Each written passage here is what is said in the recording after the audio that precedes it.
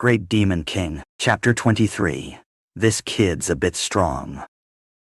Time seemed to slow down as Shuo and Cal continued chatting in the busy lobby. The place was so crowded that it practically hummed with the anticipation of confliction. Suddenly, old Jeff's voice boomed through the air, startling everyone. "All right. Our noble future knights are coming this way. Good luck," he shouted, waving his arms toward the door to get everyone's attention. Sure enough, more than 10 teenage knight students, many of them wearing colorful tunics and bearing finely crafted swords at their sides, sauntered into the lobby. Their gazes swept over the assembled group of human targets, like they were picking out the best horses at a fair. Most of these knight students were young men, but a few young women dotted the group, looking just as proud and formidable. Instantly, the warriors in the lobby commanded the most interest. They, after all, possessed genuine fighting prowess, and would offer the most realistic combat practice. Standing at the forefront of that group was Cal, along with several other warriors who exuded skill and confidence. It didn't take long before they began haggling over prices with the new arrivals. Within moments, Cal and his fellow warriors were led out of the lobby toward the training field, leaving only commoners and a few leftover stragglers behind. Before disappearing around a corner, Cal shot Shuo a last, regretful glance. It was clear he worried for Shuo's safety, but they had only just met, and there was nothing more he could do at the moment. Left behind were mostly brawny civilians who lacked formal combat training but had substantial muscle mass. Naturally, in the eyes of knight students who wanted to hone their swordsmanship, this group was the second best option. These commoners wasted no time flexing their pecs and biceps, grinning sycophantically in hopes of being picked at. Shuo, unfortunately, was neither as brawny as the muscle-bound commoners, nor as trained as the warrior students. His height of 170 cm and relatively lean figure made it difficult for him to stand out, especially now that he was buried in a crowd of towering men whose arms were thicker than his thighs. His anxiety mounted as he watched more and more prospective employers choose their targets and leave. Soon, the lobby would be emptied of knight students, and he would lose his chance to earn both money, and more importantly, the beating he needed to advance his cultivation. He realized he had to act quickly. A massive man stood in front of him, effectively blocking him from view. This fellow's back was so muscular it looked like a wall. At nearly 2 meters tall, the big man's torso rippled with copper-toned muscle, reminiscent of a champion bodybuilder. If Shuo wanted to be noticed by the newly arrived knights, he first had to free himself from this human barricade. "Hi, big guy. Excuse me," Shuo said politely, tapping the man's shoulder. He tried to edge forward while flashing a friendly smile. The man turned around, glaring at Shuo with a menacing look. Without saying a word, he tensed his right bicep, forming an imposing mound of muscle that he seemed quite proud of. Then he scoffed and turned away dismissively, as if Shuo didn't even merit a verbal response. "What's with this attitude? So what if you're all muscle?" Shuo thought with an internal sneer. Seeing no other choice, he pressed his left palm firmly against the man's waist and channeled a sudden burst of strength forward. Thud, thud, thud. The towering mass of muscle staggered 3 full steps ahead before crashing into several other burly men. The unexpected push set off a small domino effect in the already cramped space, causing those behind him to stumble as well, and prompting shouts of annoyance. "Damn it, Daniel. You trying to start a fight?" One of the men roared angrily after regaining his balance. His eyes gleamed with fury as he looked at the big guy who had toppled into him. "It wasn't me. It was the kid behind me," Daniel snapped back, pointing an accusatory finger at Shuo. Turning around, he shot a fierce glare in Shuo's direction, his voice boiling with anger. "Kid, do you have a death wish?" Meanwhile, Shuo had already taken advantage of the mayhem to slip out from behind the group. He now stood in a more open area near the lobby's center, grabbing a position that would at least make him visible to the knight students still wandering in it. Hearing Daniel's outraged threat, Shuo curled his lip into a chilly smile. Without missing a beat, he raised his right arm to mimic the very same bodybuilder pose Daniel had just used to show off his muscles. Except Shuo's version was almost comically underwhelming by comparison. He even exaggerated the gesture, flexing his bicep in Daniel's direction and raising an eyebrow provocatively, as if to say, "Check this out. Look how strong I am, man." The display was so brazen that it immediately drew the attention of a new group of knight students who had just entered. They paused their selection process, intrigued by this unusual little commotion unfolding in the lobby. Shuo knew exactly what he was doing. If he tried to compete with pure brawn or simple flattery, he'd be overshadowed in an instant by these muscle mountains. Instead, his best bet was to distinguish himself through sheer audacity, hopefully convincing the knights that he wasn't just another frail target. If he could demonstrate extraordinary strength, or at least cunning. In front of them, they might pick him, and once chosen, he'd have his chance at the rigorous training he sought. Still, to most of the onlookers, Han Shuo's posture was just plain ridiculous. He was too skinny and too short compared to Daniel and the others. Pretending to be a muscle-bound show-off amidst these giants was laughable, if not suicidal. Murmurs and derisive chuckles spread among the crowd, many of whom seemed to regard Han Shuo as a fool courting an early grave. Ha!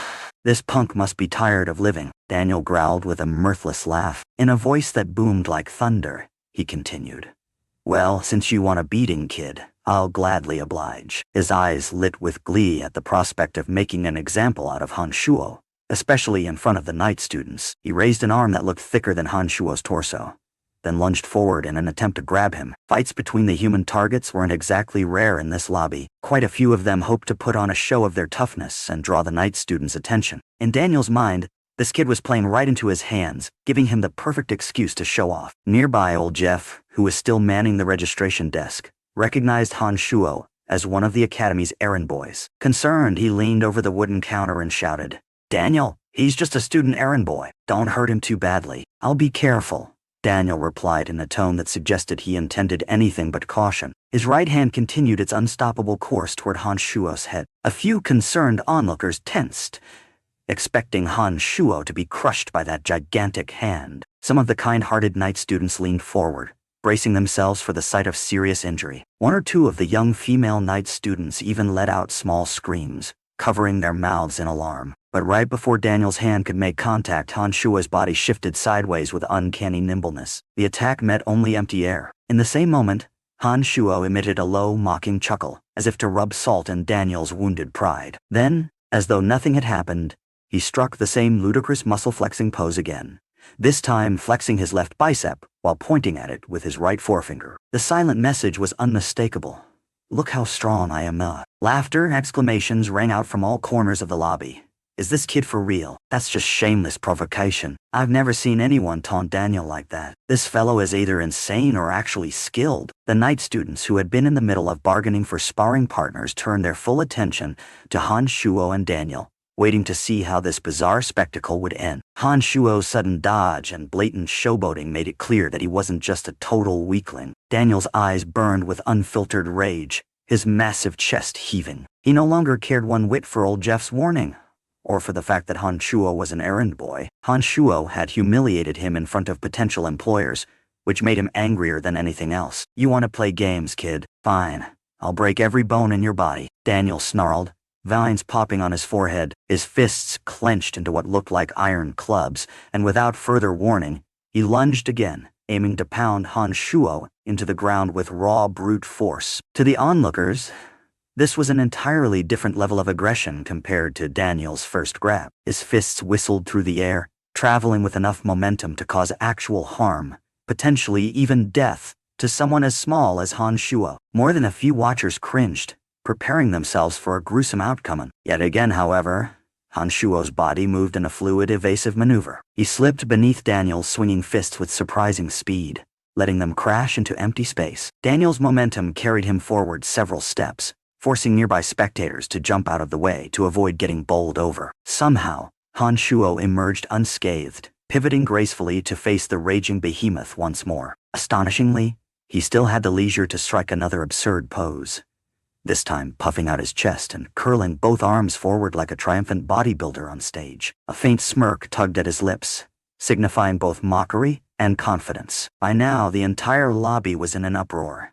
Did he just dodge that again? That speed is incredible. How can he keep doing these silly poses in the middle of a fight? I can't believe this guy. Even the night students who'd arrived feeling haughty and indifferent were beginning to watch Han Shuo with genuine interest. The first dodge could have been attributed to sheer luck, but the second, and especially the fact that he managed to showboat right after, suggested something more. Perhaps this skinny errand boy was no ordinary punching bag after all. Daniel, consumed by his own fury, became even more reckless. With an enraged bellow, he charged at Han Shuo like an unstoppable bull, his arms outstretched in a brutal attempt to crush him. His muscles bulged, and every sinew in his body seemed focused on ending Han Shuo then and there. Yet, time and time again, Han Shuo slipped out of reach with minimal but calculated movements. It was like watching a matador provoke a rampaging bull. Only in this case, the matador would occasionally strike another exaggerated pose, flexing in a gesture of utter mockery. Those watching could hardly believe their eyes. Daniel's punches and grabs,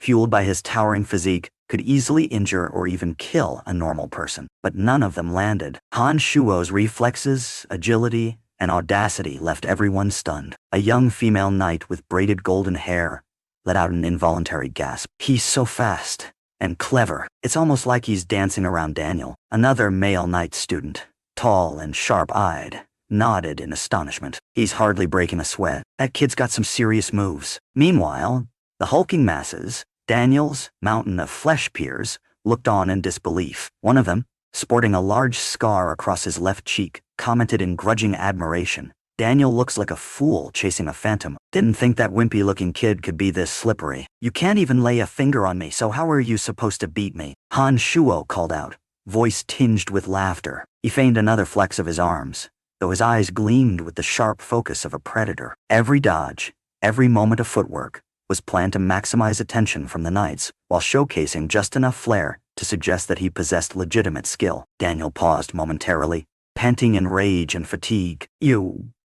He snarled, eyes bulging. The shame of missing every attack left him red in the face. But before he could continue, the entire lobby erupted in animated chatter. The night students standing around finally realized that this was more than just a small quarrel. It was a display of dexterity and raw nerve. Whatever they initially thought of Han Shuo, he had now piqued their curiosity. He might actually be worth hiring, one of the knights murmured thoughtfully, glancing at his companions. Yeah, agreed another. He's clearly more agile than he looks. Daniel's no pushover, and yet he can't even touch him. From behind the registration desk, old Jeff watched with a mixture of relief and disbelief. He had expected to see Han Shuo flattened within seconds. Yet, here was Han Shuo, alive and unhurt, weaving around Daniel's furious strikes. Somehow, the young errand boy displayed a tenacity and speed beyond expectation. In the midst of the lobby's noise, Daniel continued to roar, launching another all-out assault. His arms swung out in powerful arcs,